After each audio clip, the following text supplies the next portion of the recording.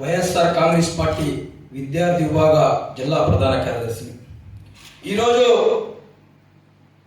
నిన్నగాక మొన్న మనం ఏదో మీడియాలో పేపర్లో నేను కూడా చూసా, ఆదాల ప్రభాకర్ రెడ్డి గారు మమ్మల్ని అక్రమ అరెస్టులు చేపిస్తున్నాడు, ఆదాల ప్రభాకర్ రెడ్డి గారు మమ్మల్ని అక్రమ అరెస్ట్ చేస్తున్నారు. అయ్యా, లీలా మోహన్ రెడ్డి గారు ఒకే ఒక్క సూటి ప్రశ్న మిమ్మల్ని నేను అడుగుతున్నా, అసలుకి ఈ లీలా మోహన్ రెడ్డి అంటే ఎవరా? మన ఊరిలో మాట్లాడుకుందాం, ఈ లీలా మోహన్ రెడ్డి అంటే ఎవరు? కనీసం ఈ రూరల్ నియోజకవర్గంలో అసలు ఎవరో తెలుసా? నీ వార్డులో నీ కార్యకర్తలకే నువ్వు తెలియదు, నీ వార్డులో ఉన్న తెలుగుదేశం పార్టీ నాయకులకే నువ్వు తెలియదు. అలాంటి నీలాంటి వాళ్ళ మీద కూడా ఆదాల ప్రభాకర్ రెడ్డి గారు అరెస్టులు చేపిస్తారా అని మిమ్మల్ని నేను అడుగుతున్నా. ఎన్నికల సమయం, ఈ ఎన్నికల సమయంలో మన పైన చిన్న కేసు ఉన్నా అది ఎన్నికల ఈసీ గారు ప్రతి ఒక్కరూ చెప్తారు, ప్రతి స్టేషన్ నుంచి ఫోన్లు వస్తుంటాయి.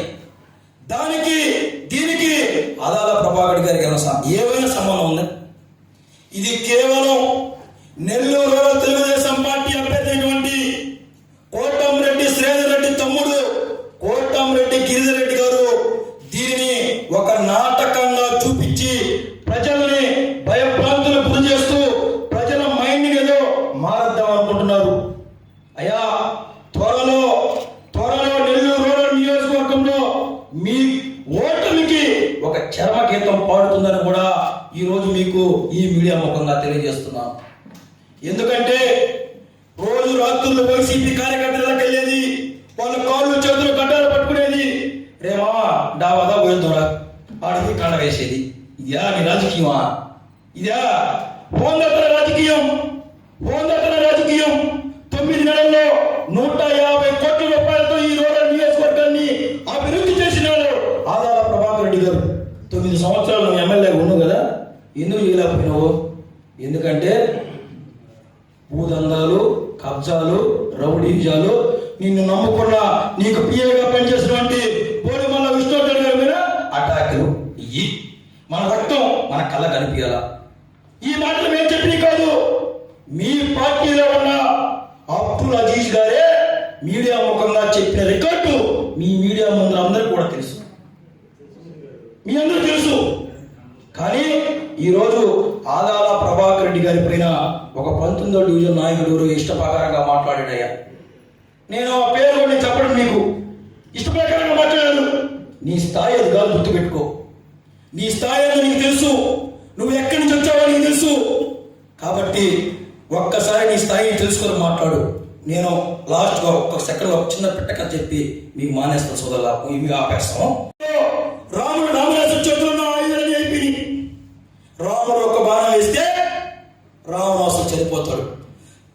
సమయం సందేహమైంది కాబట్టి రాముడు యుద్ధాన్ని ఆపేస్తాడు. ఆ పక్కనే ఉన్న వాల్మీకి, సుగ్రీవుడు, హనుమంతుడు వీళ్ళు మాట్లాడుకుంటున్నారు.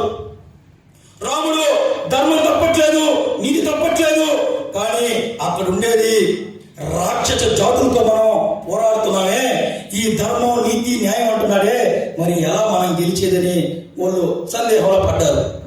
అప్పుడు నేను చెప్తున్నా, ఈ వైఎస్ఆర్ కాంగ్రెస్ పార్టీ నాయకులకు కానీ అదేవిధంగా రూరల్ నియోజకవర్గ ప్రజలకు కానీ ఒక్కటే ఒక మాట, ఈ రూరల్ నియోజకవర్గంలో ఆదాల ప్రభాకర్ రెడ్డి గారు ధర్మం తప్పట్ల, నీతి నియమాలు చెప్తూ ఈ అన్ని రకాల సంతృప్తిగా ఈ రూరల్ నియోజకవర్గాన్ని అభివృద్ధి చేస్తున్నాడు.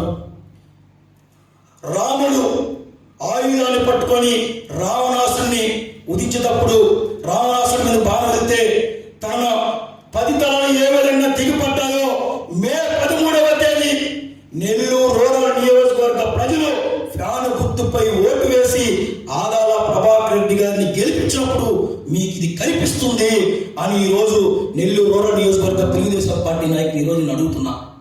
కాబట్టి మీరు ఈ మధ్యకాలంలో కూడా మీడియా చూశారయ్యా, ఆ బుజ్జుబుజ్జు నెల్లూరులో ఒక మహిళ, వైసీపీ సానుభూతి మహిళ, వాళ్ళ భర్తపై దాడి చేపించి 14 కుట్లు పడ్డాయండి.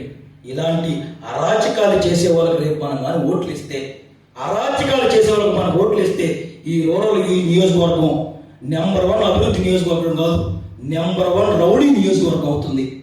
కాబట్టి మీరు కొడితే పుట్టించుకునే దానికి ఎవరో ఖాళీగా లేరు. నువ్వు కొడితే పుట్టించుకునే దానికి ఎవరో ఖాళీగా లేరయ్యా. సరేనా? మనం చూస్తున్నాం ఈ నెల్లూరు జిల్లాలో 10 నియోజకవర్గాలు ఉన్నాయి. ఈ 10 నియోజకవర్గాల్లో ఎక్కడైనా ఇలాంటి రౌడీజం ఉందా? ఎక్కడైనా ఇలాంటి గొండయిజం ఉందా? పోలీసు వాళ్ళకి తలకాయ నిప్పులు, రెవెన్యూ వాళ్ళకి తలకాయ నిప్పులు, లేదంటే తమ్ముడు నేరు వెళ్ళిపోతాడు, ఆడ కూర్చుంటాడు, ఆ గొట్టాలు పువ్వు వస్తాడు. బా ఎలాంటి అరాచకం మీరు ఎక్కడైనా చూసుంటారా? మీరు చెప్పండి మీడియా ముఖంగా. నేను చెప్పట్లేదయ్యా, మీ అందరూ కూడా తెలుసు. ఎందుకంటే వాళ్ళతో ఎందుకు తలకాయ నొప్పి, ఇంత తలకాయ నొప్పి వాళ్ళు ఇంటికి వచ్చి కూర్చుంటారు చెప్తాం.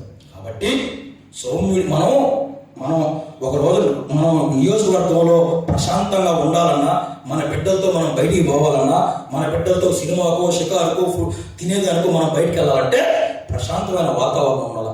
ఆ ప్రశాంతమైన వాతావరణం మనకి రావాలంటే మే 13వ తేదీ ఫ్యాన్ గుర్తుపై ఓటు వేసి ఆదాల ప్రభాకర్ రెడ్డి గారిని మనం గెలిపించుకుంటే తప్ప మరొకటి కాదని రూరల్ నియోజకవర్గంలో ఉన్న ప్రతి ఓటరు మహాశైలికి కూడా ఈ రోజు మీడియా ముఖంగా తెలియజేస్తున్న సోదరులారా.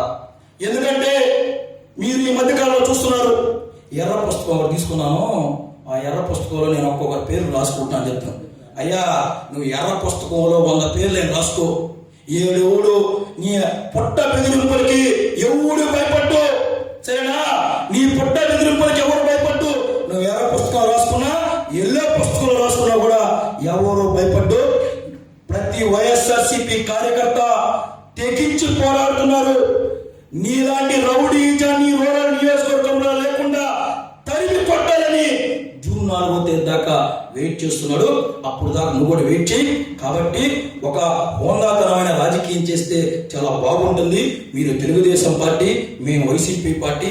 కాబట్టి ప్రజలు జూన్ 4వ తేదీ ఎవరు ఉండాలా, ఎవరు వెళ్ళిపోవాలా అనేది కూడా నిర్ణయిస్తున్నారు.